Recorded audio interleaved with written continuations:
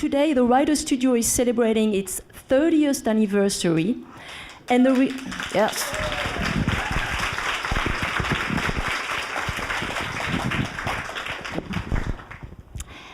It's celebrating its 30th anniversary and the release of the Writer Studio at 30, an anthology published by Epiphany. This evening is also a celebration of Philip Schultz, Pulitzer Prize poet and mastermind behind the Writer Studio, who spent so much of his time and energy finding ways to enable students to write the best they can. So please, let's give him a round of applause.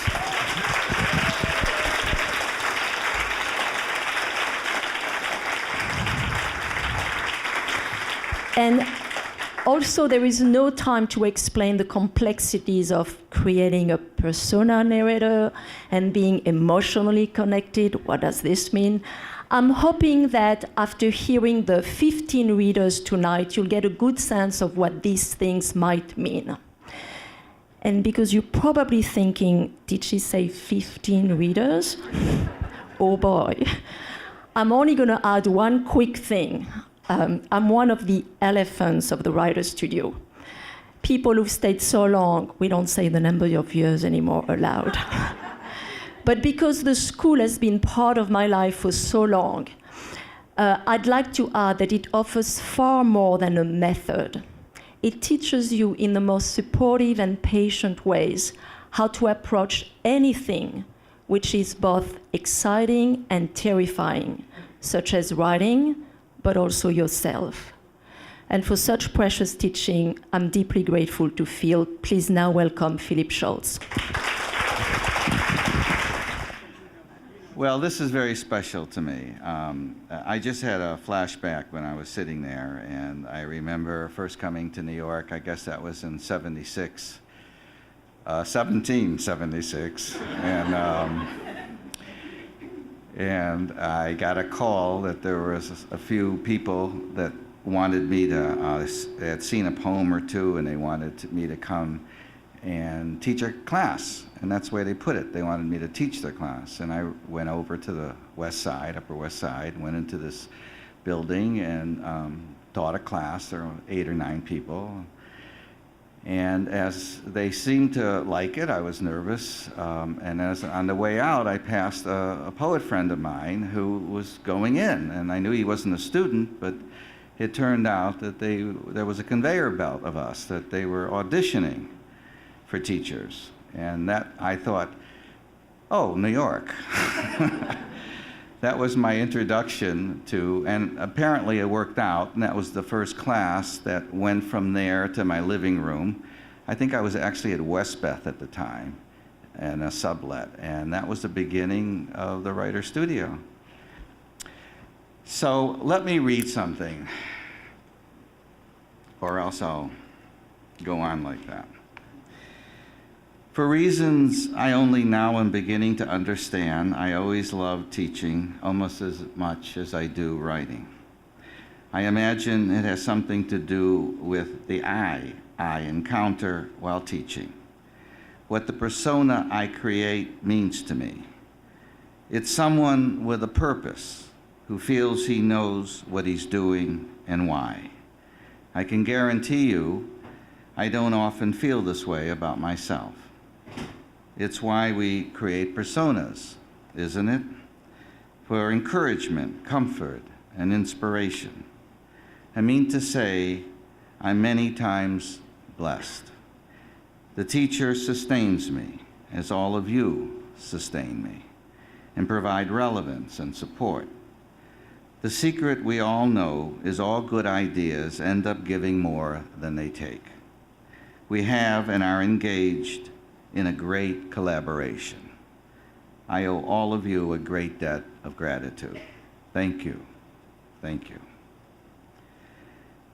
It's my pleasure to introduce my wife, Monica Banks, whose idea this anthology is, and who has helped fashion the school, this idea, into being. It would not have survived this long without her persistence, wisdom, and belief that it should.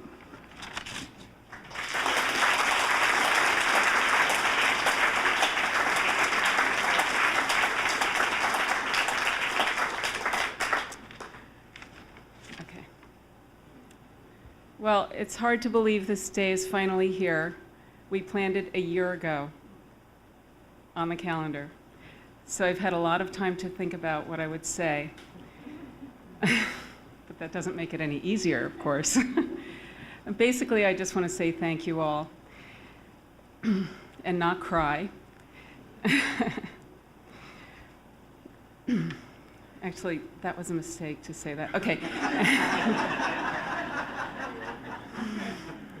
And shine a light on some aspects of the Writer's Studio that you have helped to build. In a world where autocorrect and emojis intrude on our messages, often to hilarious effect, and social media invites us to be distracted every moment of every day, and technology offers us the opportunity to broadcast unformed thoughts in a split second, who would do that? You believe in the enduring power of the written and rewritten word. You preserve the sanctity of your inner worlds by reading stories and poems longer than 140 characters or 10 bullet points, and you savor each precious syllable.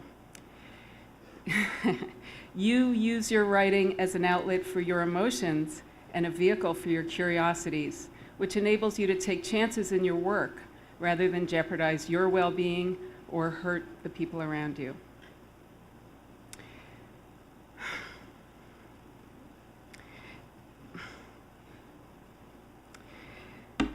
You understand how precious every individual writer is, and you treat everyone with respect and dignity.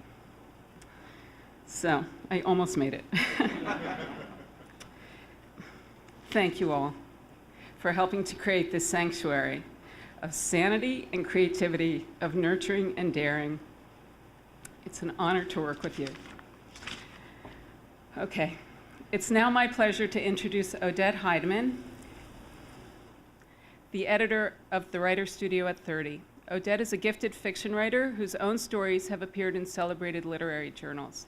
She honed her editorial skills as the longtime editor of Epiphany magazine and worked for countless hours to select and edit the work in this anthology, which highlights some of the finest writing by our teachers, students, and advisory board. It's truly a gift to have this volume, and there's no way it would have happened without you. Odette Heideman.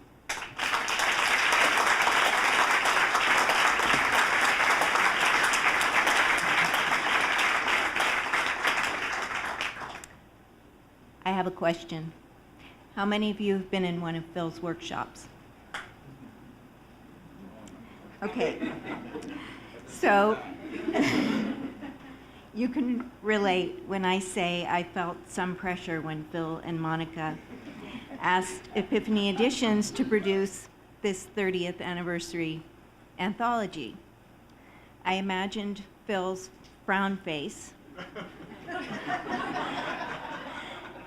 when he was looking at the finished book, or his happy face. And I know you know what I'm talking about. I want to thank both Phil and Monica for their friendship and also for entrusting us with this project.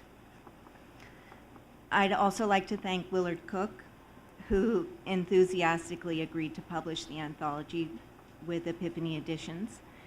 And I'd like to thank Andre Lockwood and Rebecca G. for their help with the fiction choices. And especially I'd like to thank my fellow editors, Peter Krass and Lisa Bellamy, poets who make spreadsheets. And I was delighted and impressed with their choices. I'd like to thank all of you who submitted work. I wish we could have included all of it. It would have been maybe 1,500 pages, maybe more. It was very inspiring to read all of it. Phil and Monica made it clear that this book was meant to celebrate the students and their teachers at the Writer's Studio, and I think that it did achieve that goal.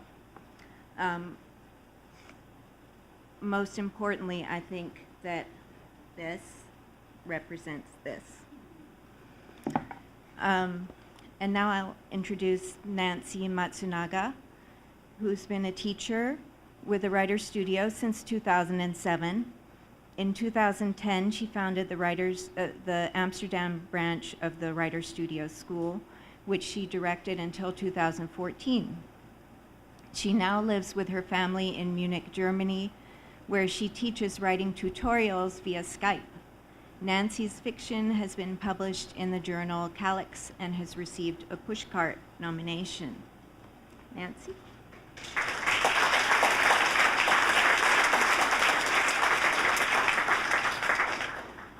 Thank you. Such an honor. I don't want to say anything extra or Isabel is going to have my head. But to be the first reader in this group is amazing. I'm going to read from a new piece that I'm working on now, as yet untitled. The texts have started. It's 9:30 on a Monday morning, and already the texts have started. Cynthia has just dropped off her 2 older kids at school. She hasn't even made it home from the shopping yet. She hears the beep, telling her a text has popped in on her phone, but she can't answer it yet as she is driving. The baby is crying in the back seat. He needs his morning nap. Or he needs milk, or a new diaper, or a warmer blanket, or fewer blankets, or a toy, or anything to distract him from the fact that he's scrunched up into that horrible car seat, the one that should be named Maxi Uncozy, the one that crunches up his spine and has a hard lump under the butt. Do they ever test these on actual babies? Cynthia can't be sure what the baby wants, even though he's her 3rd, and she does have some experience with this. Turns out that babies are human, and just as weird and quirky as their adult counterparts. Though admittedly the range of needs is smaller, as they haven't yet been exposed to all the wondrous things the world has to offer. Legos, for example, or Nintendo, or a gourmet meal at that new French restaurant downtown. She pulls up in front of her building, no street parking spots. She can either wait for 40 minutes for something to open up, or she can drive around to the garage and lug the baby stroller up the 2 flights of stairs, since the garage lacks an elevator, typical for these old Munich buildings. She opts for the garage, despite the pain she's been feeling in her lower back lately, but anything in the interest of getting the screaming baby to a new environment, at least. Once inside, she puts the baby down for his nap, slaps some peanut butter on a slice of bread, takes a big bite, and pulls out her phone. Text from Melissa at 9:35. Did you see my email? Really hoping you can make it tomorrow. No pressure, but we're all counting on you. Wink. Just let me know. Hugs, M. Her friends are relentless. Most of the time, it's a social message, an invitation to a morning coffee or Prosecco, or a drink prior to picking up the kids, or lunch just for fun, with drinks. But there are also the texts that are more demanding of her time. Can you help out at the Christmas market again this year? We're desperate for volunteers. Or, you're the best organizer. Can you please set up a fundraiser for the school? Maybe a book sale. Or, can you come down to the refugee center next week and do some sorting? Don't her friends know that she has work to do? But no, of course they don't. She's never presented it that way to them. They know she's a writer, or at least they know that she writes. She's sure they see it as a hobby, though, the same as she sees her high school Facebook friends' writing endeavors. If Jennifer posts one more time about how many words she's written during NaNoWriMo, Cynthia is going to unfriend her. And isn't it, after all, a hobby? When was the last time she actually finished a story? She could, for example, right now, sit down and keep working on that story she started a month ago, the one about the sisters. Why can't she just sit down and finish it and send it out? Then she doesn't have to feel like a fraud when her 8-year-old asks her again, Mama, what's your job? Well, sweetie, Mommy's a writer. Oh yeah, I remember now. Boys, luckily they aren't interested in pursuing the subject beyond a one-word answer, at least for now. What could she possibly say if they did? Did you write a book, Mom? Well, no, honey, but someday I'd like to. Right now, I'd just like to get 500 words down in a sitting, if I could. 500 words, that's easy. Well, yes, but no 2 500 words are equal. 500 words about, say, a little mouse that acts like a person, well, that's one thing, but 500 words about sisters, that's a lot harder. Why, Mom? Why is it harder? I guess it's because I have a sister. So, I don't know, it's just complicated. She doesn't have a good answer. She was excited at first to write about Sharon, her older sister. She was imagining the Bronte sisters, as she wrote. She wanted to create a world like that, a world where women wore swishy skirts and browsed through library books in their grand homes. Her sister even has a library in her grand Connecticut home, where Cynthia had browsed through books last summer, looking for some novels for Lucas, said 8-year-old, to read while they were visiting. Sharon had run her fingers across the book spines with the air of a professional librarian, looking for particular titles, knowing exactly what she was looking for, handing them to Cynthia without even looking back at her, with those confident gestures she always had. No maybes, no if you thinks. Sharon doesn't have Cynthia's habit of qualifying everything or worrying that her suggestions might not be well received. And they never are, of course, because her suggestions are always right. Cynthia could easily write an essay about how great her sister is, but a story needs conflict, and Cynthia hasn't figured out what that could be. She had plenty of conflicts with her sister as a kid, of course, but that's beside the point. I have to stop here, so. Thank you. And now it's my pleasure to introduce Rebecca G. Rebecca G, yes? Sorry. Rebecca G is the director of Kids Write, a nonprofit branch of the Writers Studio, where she teaches creative writing to youth in Brooklyn and students with dyslexia in online workshops. Her poems have appeared in the Madison Review and The End of the World.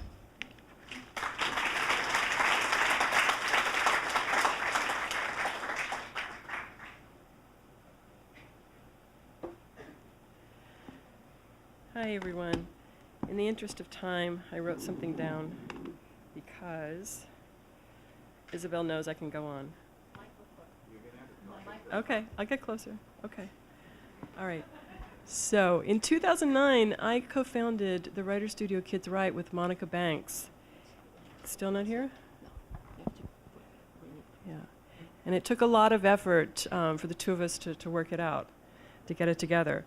So Kids Write offers creative writing workshops to high school students living in Brooklyn, and the exercises that we use have been adapted from the exercises that are used in Level 1.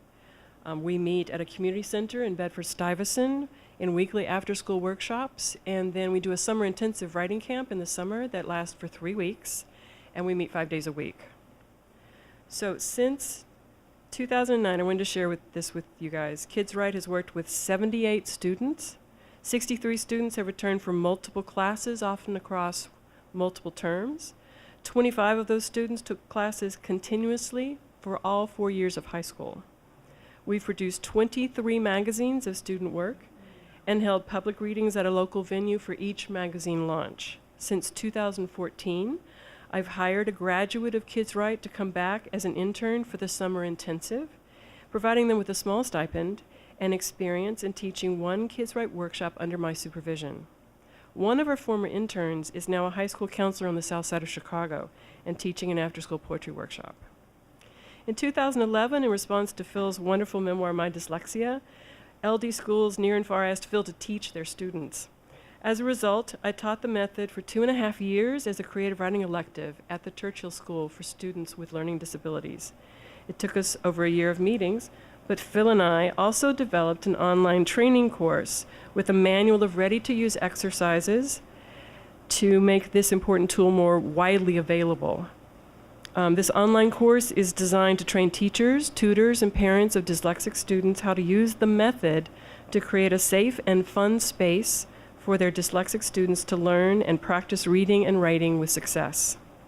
I know that the Writer Studio has been invaluable to me, and I've seen that the Writer Studio method has been so valuable to all of my students of all ages. So I just wanted to thank Monica and Phil. So I'm going to read 2 very short poems. The first one is The Good Wife. Father tells me he's teaching me to be a good wife as he demonstrates the way he wants me to kiss him. I look over his shoulder at the porcelain kissing angels that mock us. If my arms were long enough to reach those sleek golden heads, I would set them in motion to see their frantic bobbling up and down, slowing bit by bit into a weak nod, dying into stillness. Mother does not allow me to touch the angels because I might break them, and I know what they do when at play. It's hard to be still, My skin feels stiff and hot like grandma's horsehair love seat on a summer day. Will he cover me in plastic slip covers so I stay as good as chaste for my husband to be? Don't be afraid to please, he tells me, his hands heavy as pewter. I stare at the plastic fruit in a bowl at the table at his elbow. At a distance, the fruit looks like perfection, but it's bitter and unyielding.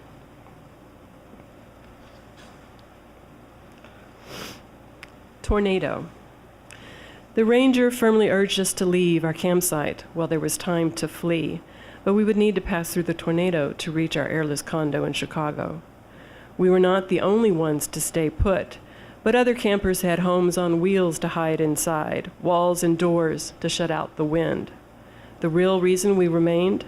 I liked you best when we're camping. So we stayed, waited for the rare storm to pass through. Back home, we barely touched, an invisible bolster in the sheets dividing breast and chest. But in the company of trees, you walked at ease in your marvelous skin, breathed the air as if you owned it, and I wanted you to touch me. So we sought campsites with flowing water to teach us how to let things flow by, refused to get caught up in brambles and dark eddies. As the gale gathered force, the limbs above our nylon tent arced and bucked before the gusting wind, the silvery leaves of the oaks singing praise for the power of wind and rain in rising chorus, becoming wild streamers as one of the trees broke at the base, falling to the earth with a thunderous crack and thump that I felt in my complete body, your trunk and arms enfolding me. Later you asked, so how was it? And I said, I think I almost felt something. But already the storm had passed us, and everything was the same as it had been, only messier.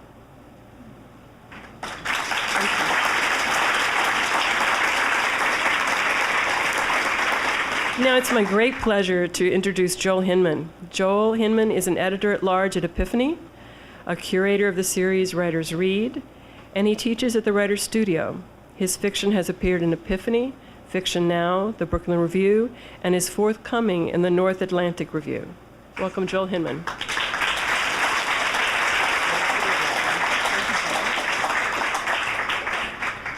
Hi, everyone. I also want to thank Phil Schultz, mentor to everybody in this room, and to Monica for keeping this door open. I don't know how you do it.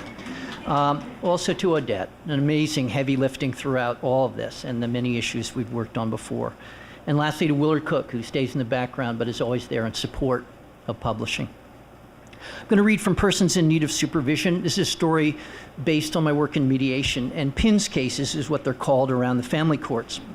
And I got interested in this because I discovered that with teen pregnancy, it isn't just a question of hormones, mainly for these kids, because they don't have the family they expected or think they deserve. They set out to make their own in that way that teenagers do.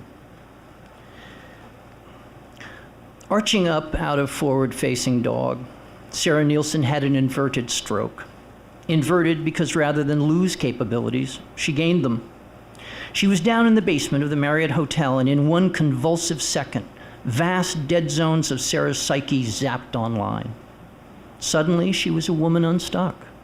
Why such misery and for so long? It had been, she realized, an inside job, her own insidious self-sabotage. No longer shoddy or pathetic, her words.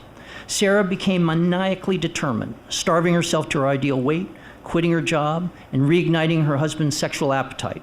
Some mild bondage and a few blowjobs in the shower brought him around.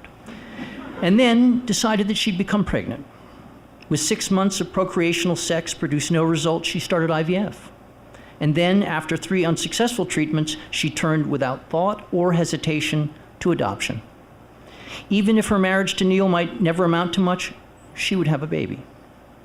So, she told Pam as they carried margaritas to the deck, wasn't it just a kick in the head that her happiness should now depend upon a shambling chemo-wig disaster mouse like Lynette Greibel? Oh my God, Pam gasped. Lynette has cancer? I'm talking about the hair being a disaster. She doesn't have cancer, not that I know of. You've heard about how women in primitive tribes put dung in their hair? It's that filthy.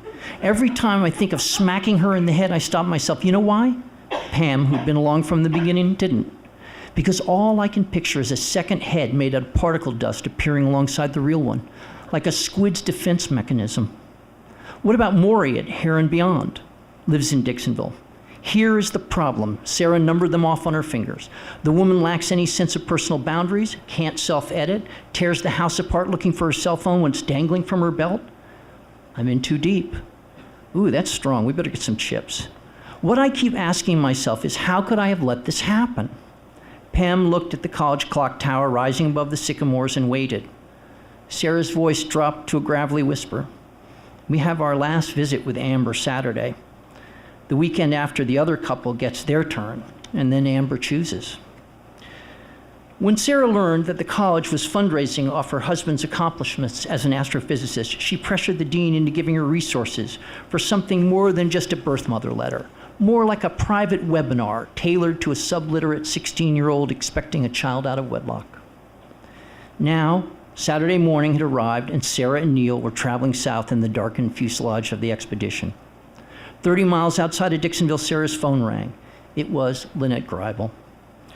The hours Sarah spent talking to Lynette, more than she could count, shuttled between tedium and exasperation. Long, rambling digressions, short stories studded with redundancies, needing to be reminded of what she just said. It was like listening to an alcoholic. This time, Sarah could hear Lynette talking even before the phone reached her ear. Lynette was at St. Joseph's. Her oldest had fallen off the roof of the car. No, the car had not been moving. It was Sarah's view that Lynette's entire life consisted of an unbroken chain of chaotic events. Upheaval followed calamity, followed crisis. Still, Sarah wasn't without sympathy. For all her rollicking dysfunction, Lynette was practically a single mom, raising 3 kids while her husband orbited the country in a Freightliner.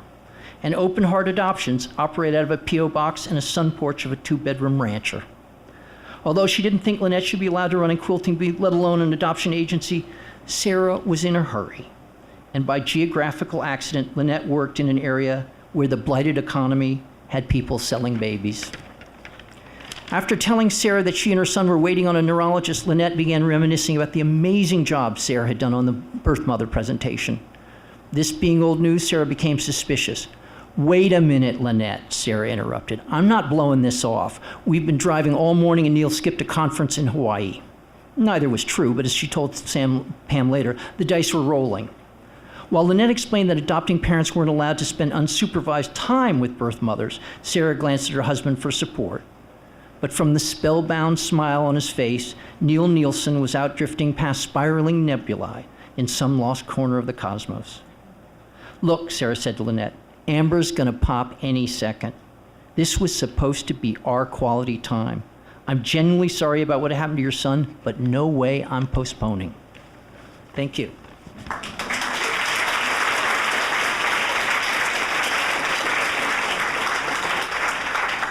And now it's my pleasure to introduce my colleague, Lisa Bellamy. Lisa Bellamy started in the Writer Studios as a level 1 student and teaches in the New York City and tutorial programs. Her chapbook, Nectar, won the Aurorian's first chapbook prize. Nice pronunciation there.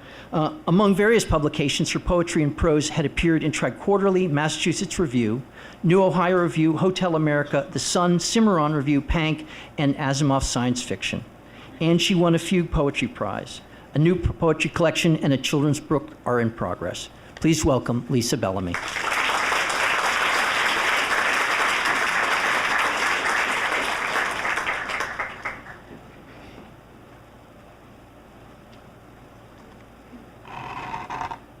Okay, great. Thank you, Phil. Thank you, Monica. Thank you, Writers Studio fellows. I see so many of you out there. And thank you, Odette, for entrusting the poetry to Peter, Krass, and I. We had enormous fun editing. And thank you, Odette, for accepting Monkeys Spinning a Prayer Wheel in the anthology. I'm going to read 2 new poems tonight. And the first is titled Wild Pansy. As a seed, I was shot out the back end of a blue jay. When heedless, she flew over the meadow.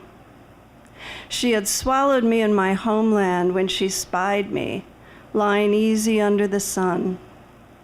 Briefly, I called her mother, before I passed through her gullet like a ghost. In a blink of God's eye, I was an orphan. I trembled where I fell alone in the dirt, and that first night was a long night, early May and chilly. I remember rain filled my furrow. I called out for mercy, only a wolverine wandered by. I cursed my luck. I cursed the happenstance of this world. I smelled his hot stink, but he nosed me deep into the mud. This was the gift of obscurity. I germinated, hidden from the giants of earth, the jostling stalks, various boisterous bloomers, and this was my salvation. After 7 days and nights, I pushed through unstoppable. Here I am, kissable, your tiny purple profusion. The second poem I'm going to read is titled Ezekiel.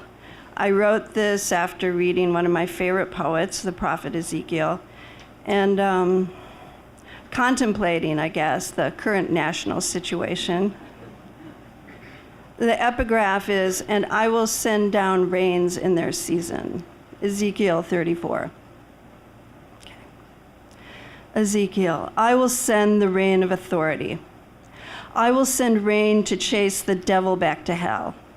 Smeary goose shit rain, the rain of snarling martins, rain of mud and tar, rumors of war rain, rain to incite the devil's disgust, rain of defiant lovers, naked tongue rain, sweating rain, worst nightmare rain.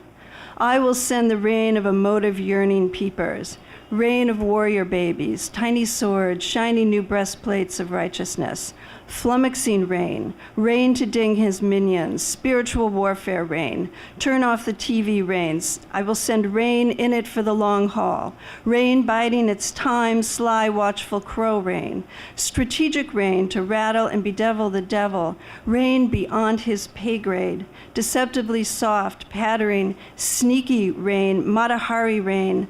I will send slain in the spirit rain, shaking, prophecy speaking, Holy Ghost rain, sincere, unironic rain of shouting, Om Shanti Shanti rain, soothing rain to pacify subdemons, rain to scour the demon's stink. Rain of purification, everlasting white birch rain, God help me rain. I will summon blasting rain, scram, I will say, beat it, I will say, be gone.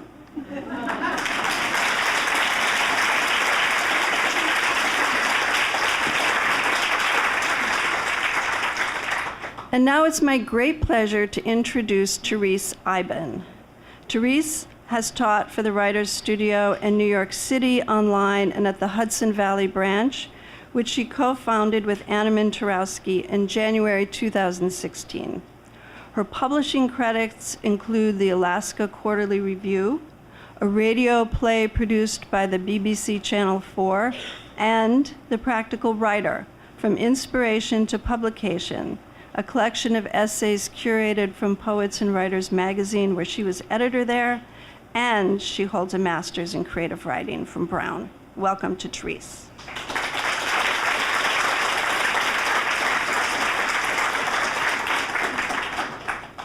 Thank you, Lisa.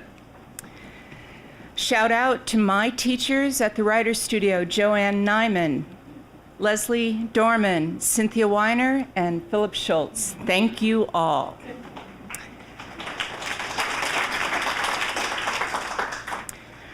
When I told Lisa Bellamy that my husband and I were moving to Hudson, New York, she said, you know, Anneman Tarowski lives in the Hudson Valley. I knew Anneman. She was an online Writers' Studio faculty member, but I didn't know where she lived. You two should start a branch there, Lisa said.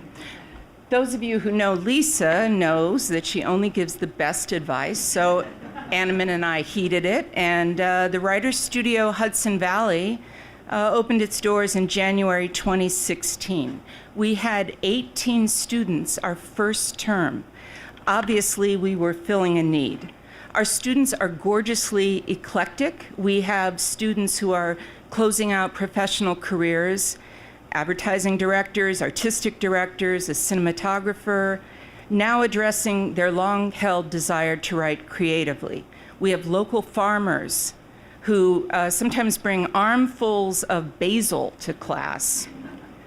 We have a mason, an antiques dealer, and for a term we had an 18-year-old high school senior whose mom wrote a note to his principal saying Jack had a doctor's appointment every Tuesday from noon to 2 p.m.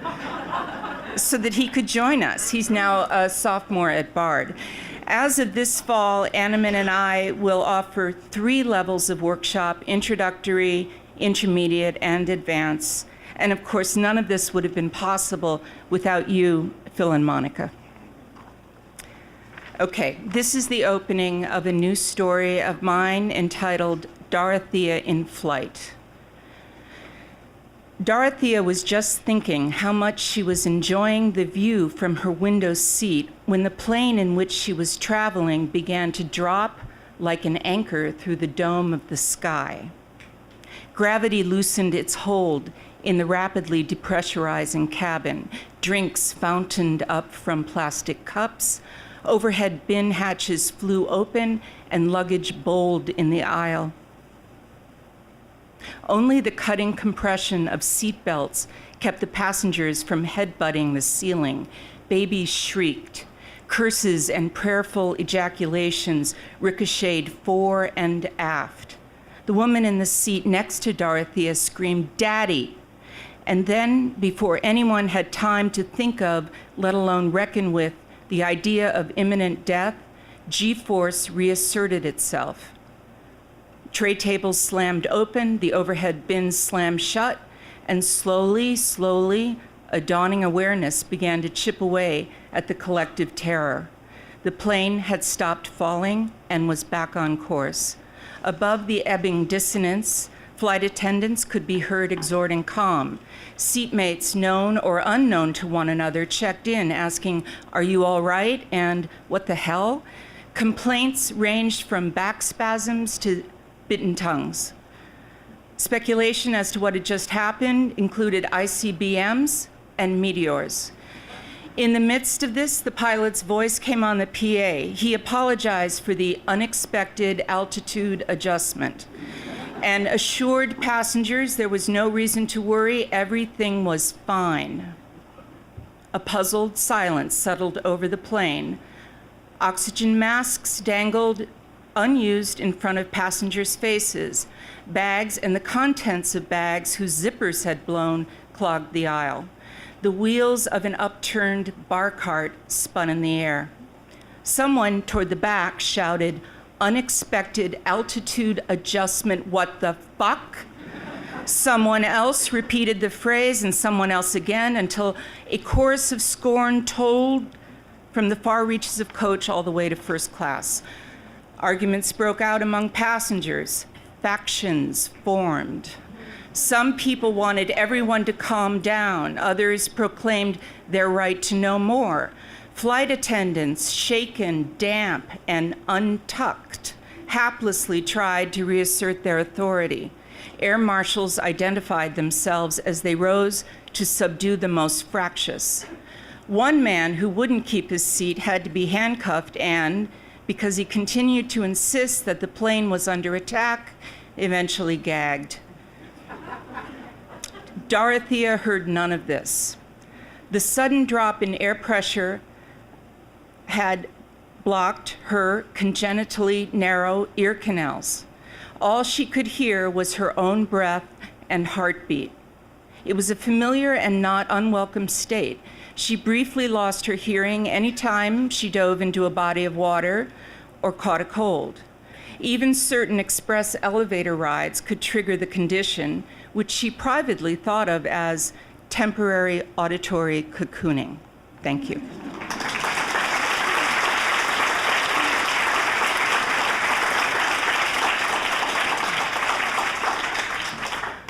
Now, I have the great pleasure to introduce Peter Krass, who is the poetry co-editor, along with Lisa Bellamy, of the new Writers Studio at 30 anthology.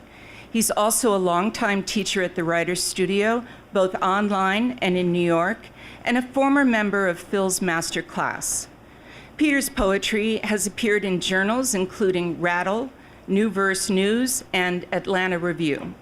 And he has poems forthcoming in the American Journal of Poetry and Connecticut River Review. Please welcome Peter Krass. Thank you. Thank you so much. I've been involved with the Writers Studio for half its life. Yeah, I know. Where does it go? And my gratitude to the school, to Phil, to Monica, to all my teachers, my fellow students, colleagues. It's endless. It's bottomless. I don't want to cry either, but it's made my writing life. It really has made it possible. So I want to really thank the school and thank everyone. And this poem I want to read is the first poem I really completed, and it was totally due to the patience, infinite patience of Phil and other members of the master class at the time, and they kept telling me, bring it in again, bring it in again, bring it in again. And 40 drafts later, I had a finished poem, and I had never taken a poem 40 drafts before, and I thought, oh, this is what it takes, right? Okay. So it's a lesson I learned and apply to my writing all the time. It's not a poem about gratitude, but I give it over in a spirit of gratitude. It's called All Dressed in Green. In the latest issue of Quagmire, I find 7 new poems by Billy Collins. In the new Kiss My Quarterly, 12 poems by Billy Collins. Coming soon in Broken Meter, 18 poems by Billy Collins. On NPR, Billy Collins reads, "Wish I'd written that." In my sleep, Billy Collins stars in a major motion picture, directed by Billy Collins, produced by Billy Collins, and featuring a supporting cast of thousands of Billy Collinses. Tonight at my local Barnes and Starbucks, Billy Collins is giving a reading. So naturally I go, all dressed in green, color of envy, money, and snot. Other striving poets fill nearly every other seat, each wearing something green, each moving their lips as they quietly pray, "Oh, gods of poetry, whoever you are, please let a magic morsel fly from the mouth of Billy Collins to infect me like a virus with whatever he has, the virus of being published, the virus of selling books, the virus of success." I sneer. Stupid poets, I say, that's not how life works. But when Billy Collins appears at last, smiling and nodding, clearing his throat, I find my seat in the very front row, open my mouth as wide as it goes, and breathe. Thank you.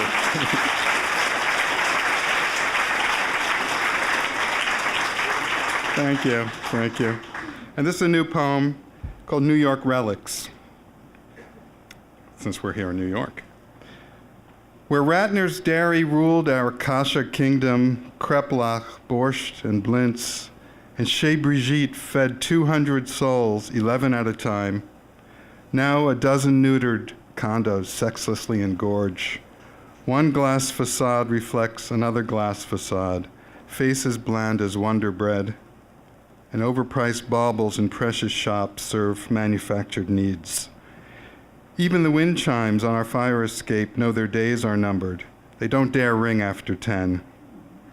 In the gutter, a flood tide of champagne, mortgage-backed, securitized, flows with a gush of Wall Street blood, the sweaty froth from a billionaire's palm.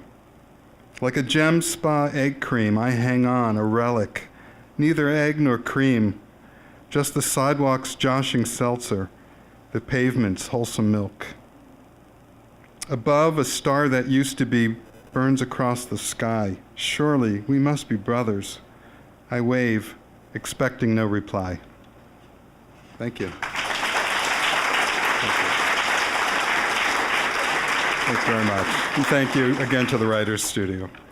And it's my great pleasure to introduce Renee Bibby. And she's the director of the Writers Studio in Tucson, where she teaches the master class and online level 1. Renee's work has appeared in Prism International, Third Point Press, the Worcester Review, and Wilderness. Her stories have been nominated for Pushcart Prize and Best Small Fictions, and she's also a contributing editor at The Wilds. So please help me and welcome Renee Bibb. Hey, Renee.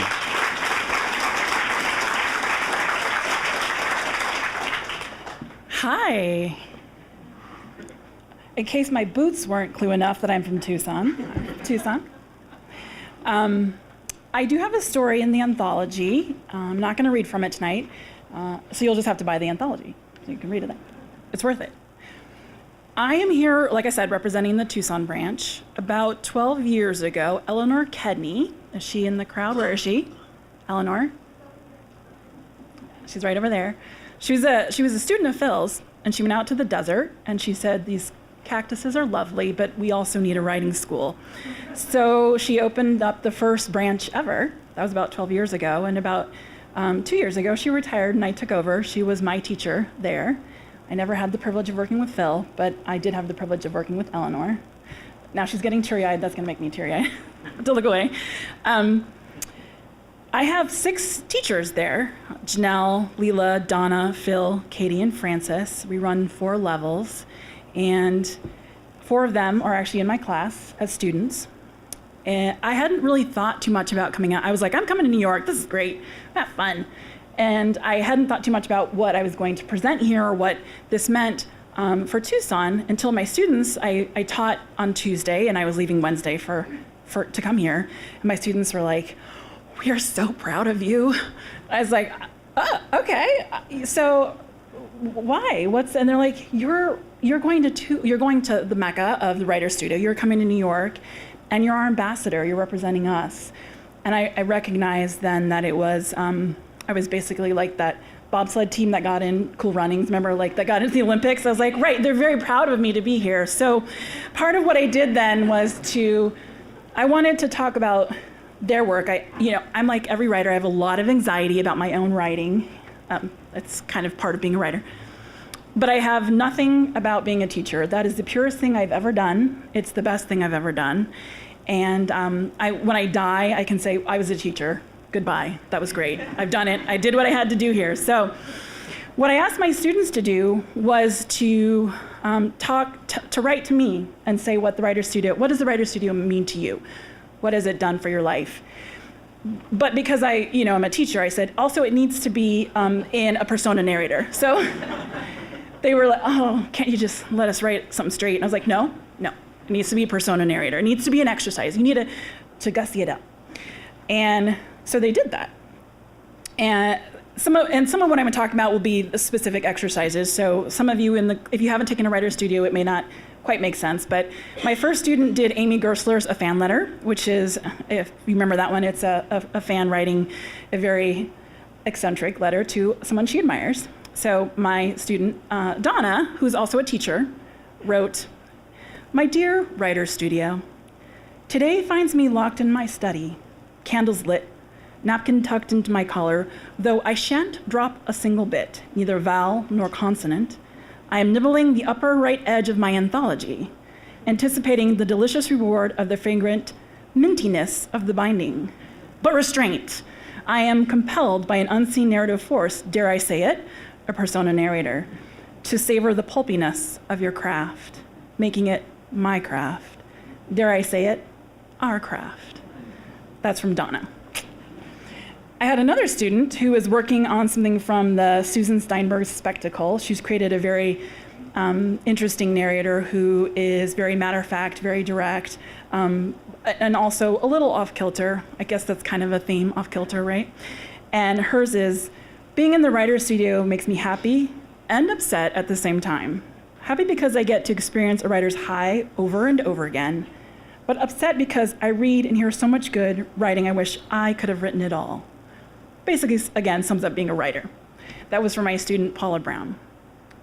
My last piece is from Phil Ivory. He is the teacher of the intermediate class. He also has a story in the anthology, which you should check out. And he's writing from Amy Hempel's A Full Service Shelter. Do you guys remember that one? Yeah, okay. They knew us as the ones who walked with them along life's gray corridors, arriving at colorless offices where our hearts didn't live. They saw us living and breathing and trying and failing, acting in love and disgust and happiness, sometimes grief or despair or tired bewilderment. What they could not see were the mad, lovely, garish, sad, waiting to be born visions inside our heads. A woman writing emails to the disease that had stolen her life. 2 children coated in dust and living like animals in a mountain cave. Another woman remembering water in a ravine and the texture of a horse's mane when a man still pretended to love. A boy discovering evil smugly residing in a house with a detached garage and yellow curtains. And visions of babies never born, or cultists with kind faces, of Marines giving candy to children in bomb-shattered streets, of road trips with the radio on. They could not see that we gathered, as if for sacrament, helping each other ease these visions forth from the imagination's ether into fumbling jots on the page that ached to blossom into structured poems and tales. How could they know we studied minds that have been there before us, as we sought new ways forward, that we crafted masks that didn't hide who we were, but allowed truer, harsher, more loving voices to ring forth.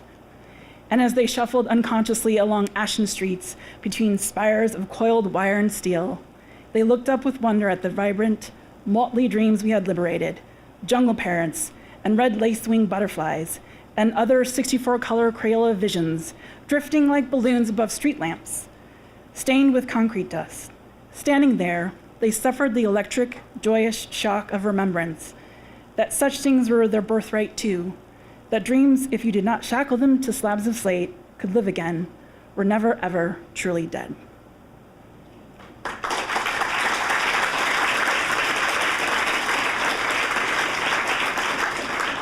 That's what it's like to be in the writer's studio. It's my pleasure to introduce Michele Herman. She has been teaching tutorial in level 1 online for a dozen years and is consistently impressed by the talent, work ethic, and thoughtfulness of her students, some of whom are here tonight. She writes fiction, essays, and lately poetry. She's the 2-time winner of the Wills Barnstone Translation Prize, was a semifinalist for last year's Raymond Carver Prize, and received a New York Press Association Award for one of her columns in The Villager. She occasionally performs her own work in cabarets, paired with her singing husband. Please welcome Michele Herman.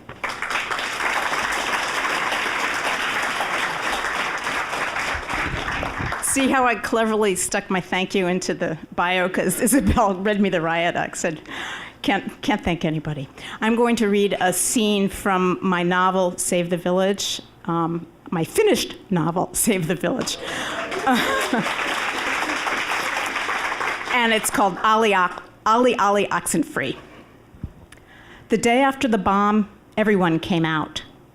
The old commies with the berets and the onion roll breath, the artists in the ironically oversized polyester clothes from the Westbeth basement sale, and the young families with their titanium strollers, the colors of tropical fruit. The vegans came out with baba ganoush. People stood or sat on the nearest stoops, but then a young dad brought down a shrink-wrapped pack of wood meant for the weekend house and built a fire right in the street. Won't the cobblestones melt? Asked the kids who'd gathered round. Won't the fire spread? No one knew. This had never happened before. Becca smelled wood smoke from the 5th floor, looked out her window, grabbed her father's old army blanket, and ran down. Mindy, the super's wife, and Ed from next door scooted aside to make room, and for a little while, the old-timers forgot to resent the newcomers, and the newcomers decided maybe the old-timers weren't quite so moth-bitten and pleased with themselves. We're like a page out of Jane Jacobs, said one of the hipsters. Food appeared like magic. Ears of Jersey corn, chicken kebabs, a braided challah. In the middle was a stick of softening butter, and they tore off hunks of bread and used the butter like dip. Becca placed her hands behind her on the cobblestones. She felt the sturdy granite that was said to have been brought over from Europe as ship ballast, and between the stones she felt what might have been actual earth, and she had a strong sensation of sitting on her slowly spinning planet. The Jamaican babysitters who'd been invited to spend the night stood on the sidelines in their sensible heels and their tucked-in blouses. "Sing us a Jamaican song," said one of the young dads. "We've heard you sing lullabies. We know you sing like angels."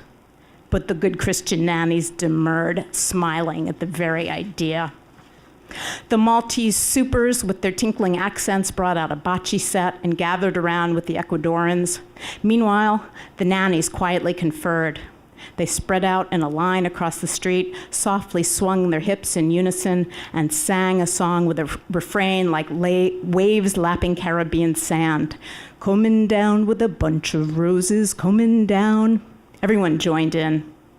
All that's missing is a steel drum, said one of the moms, and soon there was a steel drum, and a bottle of Bacardi and a sweating carton of pineapple juice, and they all drank until the past and the future grew soft and remote. Becca poked the fire with foil and sparks rose. Another dad brought out a stack of downtown yellow pages and threw them on the fire. The adopted Chinese daughters of the New York Times reporters grew mesmerized. Fire lettuce, said Sophie, and fire potato chips. Fire lasagna noodles, added Hannah. The sky turned a deep shade of teal. A box of sparklers appeared, and the kids ran down the street with crackling gold in their hands. Even the teenagers who ordinarily vanished at this hour into cyberspace or mysterious outings with unnamed peers stayed in view and helped. Tomorrow, their machines would whir back into action, and all the little LEDs would glow. The culprit would be found and repairs would begin. After all, if the city's workers could clean up Ground Zero, they could certainly fix Little Washington Square. But right now, nothing was pressing.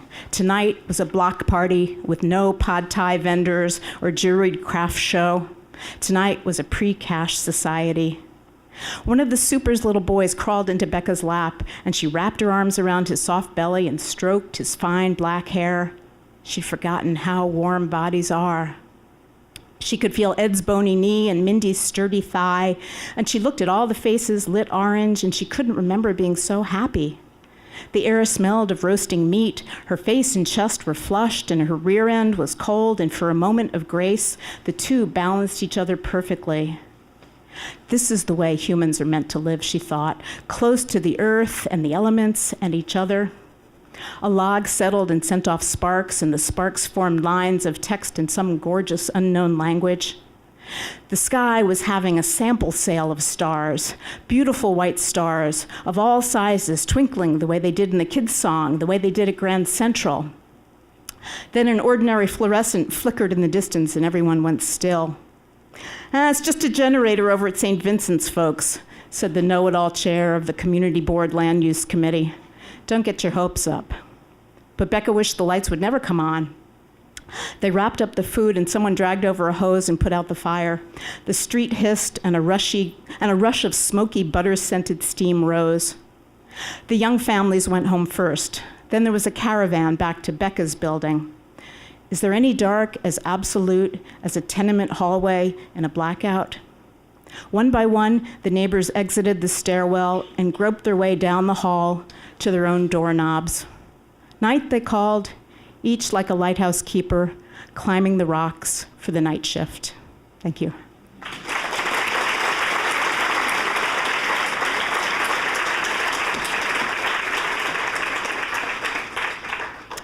Mark Peterson is celebrating his 20th year of participation at the Writer's Studio and the 10th year since founding the chapter in San Francisco. Mark has published fiction and poetry in the Milo Review and Santa Barbara Review and is currently working on a novel. Please welcome Mark.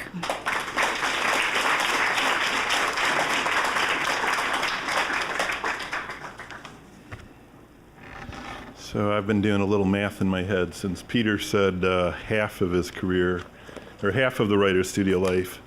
Mine must be 2/3. And Phil says we started in 1776. So no wonder I'm so tired. So I thought I would say a little bit about San Francisco, but as I thought about that, I really can't think of the San Francisco chapter as anything other than part of the overall school. And the most important thing I've realized I've gotten from the school is the friendships. I think there is something about the school, the method, the approach to writing that allows friendships to be bonded through sort of our common desire to solve mysteries in our lives. It really gives us a way to do that, think about that. It brings us together and is part of what makes the school special. So it's a true privilege to be part of it in San Francisco and seeing it happen every day, every class. It's a great thing, and you really can't help but become friends as part of that journey. That said, I'll also add in San Francisco, well, I should say, I was on the plane. We had quite a delay getting here. So I had a good chance to read a large portion of the stories over again. And one of the things is you're in the workshops that happens, you're, I don't know, numb is a wrong word, but you become used to the quality of the work. Day to day, you see it, or week to week, and you don't think about how special some of the work is. But getting to read these stories from my students again and looking at them, they are so impressive. It's kind of shocking, right? I mean, it was really a surprise. But it's so much fun. So I'll call out, we do have Doug and Lorraine from San Francisco here. Great work from both of them, along with everyone else in the school. So mostly I want to come back and really thank Phil for being my friend, for being part of this for me. With that, I'll read a little bit of Dancers. Smile and relax. Rest a moment. You look stressed, Angel says softly. She shuffles to the reflector and adjusts it for a more sensual light. Next, we'll try the same position, but you'll give me a Julia Roberts. Lauren doesn't budge. She remains on the floor with her shoulders hunched. One knee is crossed over the other and pressed to her chest. Her hands rest on the patella. Her head is tilted toward the floor, and straight black hair conceals her face and sparkles like studio snow drifting toward a stage. Then, suddenly, when Angel is behind the tripod again, Lauren lifts her head and turns her interlaced fingers, cracks the knuckles, rests one hand on the floor and the other back on her knee. Her mouth slips into a large and toothy smile. Lauren is the first Asian soloist in the New York City Ballet and will be the Sugar Plum Fairy this year. The company needs promotional photos, and this is a 4-hour session. The dress and tiara shots are done, and Laura is covered by a simple leotard. She is excited to be the star. Perfect, says Angel, and snaps 3 shots. Can we go brighter? Angel will strike her own forehead this evening when she looks back at these shots and realizes this pose is a replica of an Egan Schiele painting. She will delete them for their lack of originality.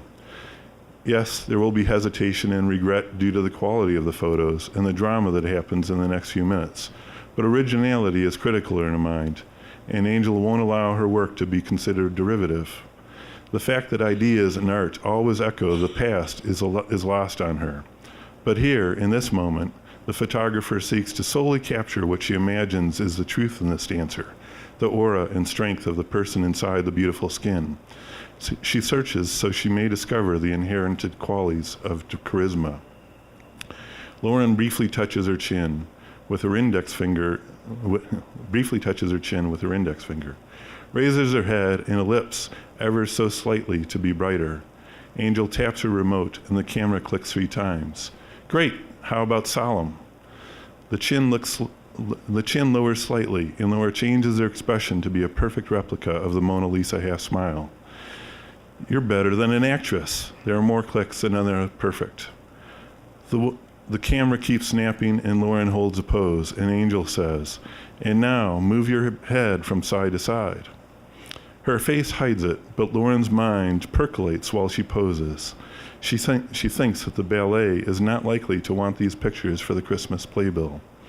The Sugar Plum Fairy is renowned for a regal and graceful beauty. Or perhaps they'll want to show the athleticism of the ballet. They'll choose the shots with plenty of leg, like the ones that Angel shot at the start of the session. Lauren thinks of her legs as her best feature, and in these thoughts she loses focus on the pose and lowers a hand from her knee to caress her thigh. She knows her legs are the perfect mix of length, strength, and size. She asks herself, what is this photographer doing? This turtle pose, this half-fetal position, this covered-up body is not what she has worked so hard to have in front of the times. With the strength of the foot that is planted on the floor, she lifts herself in one swift movement, takes 3 steps, and with her hands raised in front of her, fingers and palms pointed straight, she opens her mouth slowly and shouts, "This is not right." "Okay," Angel steps backward, sets the camera clicker down, and lowers her hands like a criminal sending to the police. "No, it is not okay. What do you think you are doing? Are you stupid? What do you think Julia Roberts has to do with the Sugar Plum Fairy? Where did you get this idea? Do you think I want to be seen this way?" Lauren continues to advance, appearing to become taller and taller while Angel shrinks as she steps back. Lauren's body is taut, veins visible in her neck as she continues to shout, "I want to know what made you think this would be a good idea. Are you an idiot?" Lauren stops and stares at Angel. Angel does not know how to control her face like an actress. Her eyes have welled up. She is not articulate, and she is unable to speak under stress. Lauren leaps closer and shoves Angel with both hands against her shoulders. Angel offers no resistance and simply falls backward onto her heavy bottom. "Well, what do you have to say for yourself? Can't you speak? Are you an idiot?" "Well, yes, speak, or are you an idiot?"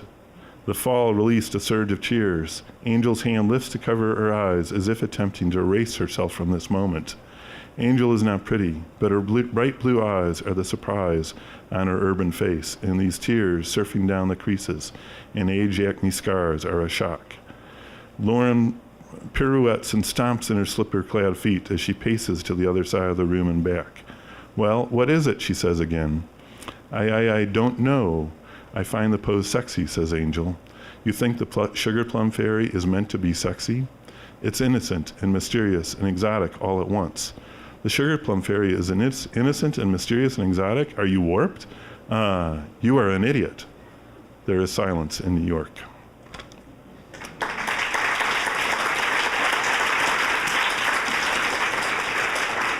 So it's my pleasure to announce Liz Kingsley.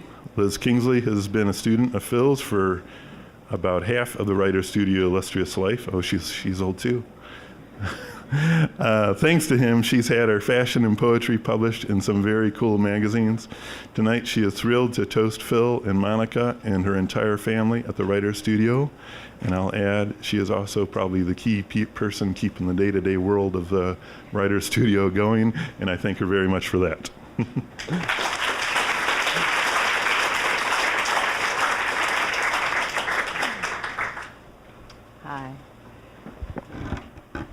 Yeah, just a quick word. My first Writer Studio class was in 1995, and I started with Phil in 2001, so it's been a very long and incredible time. I'm just so grateful.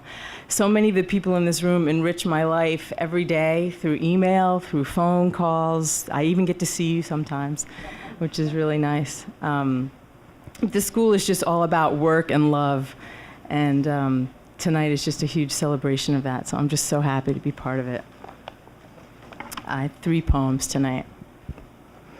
Having a fresco with you. I want us to sit at an outdoor cafe for 3 hours with a clear, bubbly drink, inventing scenarios about the waiters, the patrons, and the people walking by. What I mean to say is, I love you, partly because your neck smells like lemons, partly because you run tight meetings and half marathons. And I want to ask what it's like to be inspired by the twang of country singers and evangelical preaching. Partly because you can do one thing at a time. I want to live inside your mouth so warm light enters me when you smile. Partly because of how your torso curves when you serve a tennis ball. I want to take you to Paris, not to visit the Louvre or d'Orsay, but to make our own art while we walk across the Seine with a baguette and a thin slice of ham. We can be swept away by the flurry of French whose gist I can still manage to grasp. I can impress you with a sketchy translation of a sexy exchange between 2 college kids that we surely would have had if we'd been together at that age in Paris or anywhere. Of course, we make up for lost time in that department. I want to take you around the city where I once lived, hand deliver its beauty to your eyes, those deep-set, translucent blue virgins for never having seen it, and pretend that its familiarity to me means I played some part in its creation. Listen to me talking about creating beauty like I know the first thing about it. But the invincible way you make me feel has me thinking a small God lives inside me somewhere. What I mean to say is I love you, partly because you indulged my eyes' intense desire to settle on yours and stay there much longer than expected for two mothers at a school event with ice pops to serve. Partly because you surprised me with a picnic of 7-grain bread and red wine in the back of your minivan. Partly because you had the nerve to kiss me after we ate monkfish one August night and kept kissing me and kissing me. Partly because you make quick decisions and stick to them, even when they mean upending our lives to be together. Partly because on a melancholy New Year's Day, with just the two of us on the couch, you said there's no place you'd rather be. Partly because you can reroute electrical wires. Partly because when I have an apocalyptic tantrum over losing my keys, you take my hand without a word and find them. Partly because when something breathtaking or heart-wrenching happens, you invoke Almighty God in heaven above, and I'm reminded that I'm in love with a good Christian Southern belle. I know I said let's skip the museums, but I wouldn't mind standing with you in front of a Degas, because I'm sure the squeeze of your long, slender hand would bring out an undiscovered shade of blue in his dancers. I also said I want to imagine a stranger's story, but what I really want is to relax at a cozy round table in the sunshine with sweat dripping down our backs while you dream up the rest of ours. Tell it to me real slow so the entire world fades away except for our drinks, the pungent ripeness of our skin, and the rhythm of your voice full of rhapsody.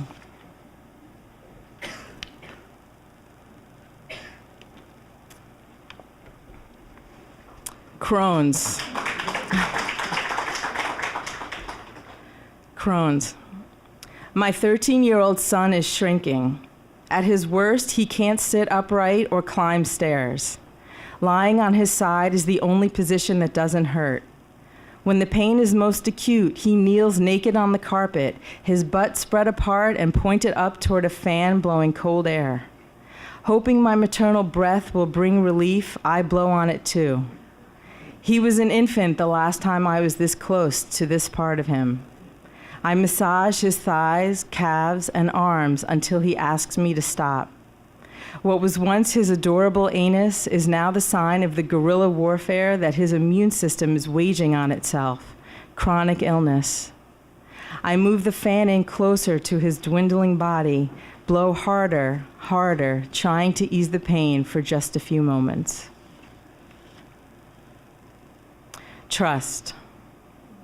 First, he slept with someone else, and later, while he was busy sleeping, she slept with someone else. No, before he slept with someone else, she slept with the lawyer across the street who gave good oral argument. She did not tell him about the lawyer. Their time together was privileged, and she knew her rights. While she was with the lawyer, he slept with the decorator. When she found out about the decorator, she confronted him and said, "I trust that you know about the lawyer." He said he in fact did not know about the lawyer, but that now he no longer trusted her. She said that she had stopped trusting him after a flirty consultation they had with the decorator about their living room, which is why she slept with the lawyer in the first place.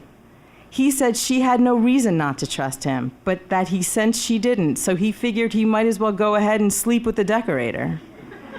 She said that's exactly why she can't trust him anymore. He slept with the decorator on the outgoing living room sofa.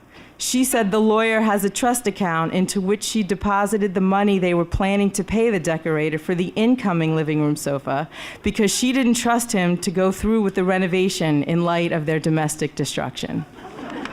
Thank you.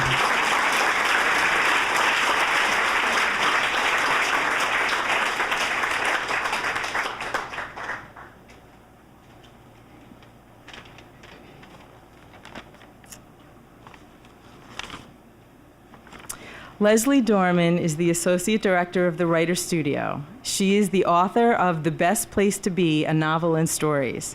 Her short fiction, articles, and essays have appeared in The Atlantic, Plowshares, Epiphany, 5 Points, Open City, Glimmer Train, Elle, The New York Times, VanityFair.com, Oh, the Oprah Magazine, and Unholy Ghost, Writers on Depression, among other publications and anthologies. Lesley has received a New York Foundation for the Arts Fellowship in Fiction and is a Fellow of the MacDowell Colony and Yaddo. Cynthia Weiner is the Assistant Director of the Writer Studio. Her work has appeared in Plowshares, Pushcart 30, and The Sun, among others. She is working on a novel.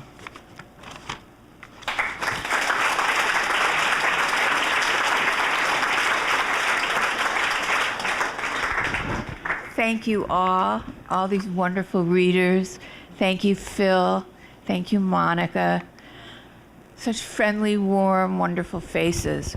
Cynthia and I have written a poem. We're going to lower the tone of the evening a bit tonight. And with apologies to all the actual poets, and including anyone who may have won a Pulitzer Prize or its equivalent. The title of this poem, is that working? The Misadventures of 78 Charles Street.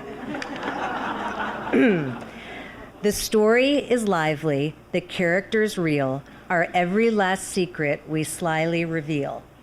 Yet despite our great effort, we have to despair when Phil sighs and says, "There's no narrator there." First person, third person, we even try you. 12 point times Roman, oh yeah, double spaced too. Our turn comes, we pray. Well, our page count is spare. Then Schultz shakes his head. There's no narrator there. Near and far do we search without much result. This narrator girl, has she joined a cult? Weeks pass, then months, as we try not to panic. Our classmates fret too, some desperate, some manic. At this point, we'll tell you, much of our scare comes from sensing Phil's blood pressure shoot high in the air. Oh, please, Phil, our shitbird, she's ruthless this year. But Phil doesn't budge. There's no narrator here. Where, oh where, has my narrator gone? Where, oh where can she be? We know Phil is right. We have to agree. A story without teller gives us zero glee. Without a persona, it's all just Bologna. Damn Cheever, damn Bishop, damn Portnoy's complaint. Magazines won't read us. We think we will faint. And then something clicks. We find her at last, that slippery creature who'd eluded our grasp. And we get published. It seemed such a reach before finding Phil and learning to teach. We owe him our sanity, not to mention our cheer. Now we get to say, there's no narrator here. We're not done yet. But let's not forget Ms. Monica Banks. Wait, what happened? I think we lost a line. So lovely and gifted, it seemed like a lark to take her young pooch into that dog park. Decades of work to keep things airtight. Would it be her undoing that goddamn website? But no, she persisted, and the site is first rate. Now on with the art you were born to create.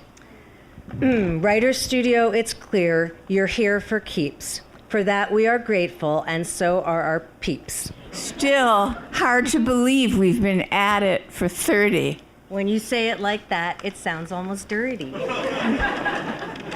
To the others who keep the school running so well, our dear, brilliant teachers. And Liz, Isabel, without your devotion and passion galore, we couldn't now say, hip, hip, and hooray to 30 years more.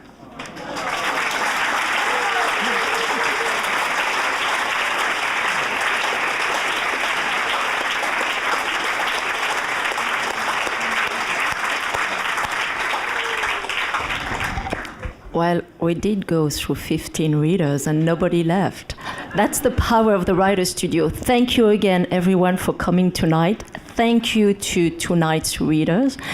And thank you to Phil and Monica. Let's give a round of applause again. Thank you.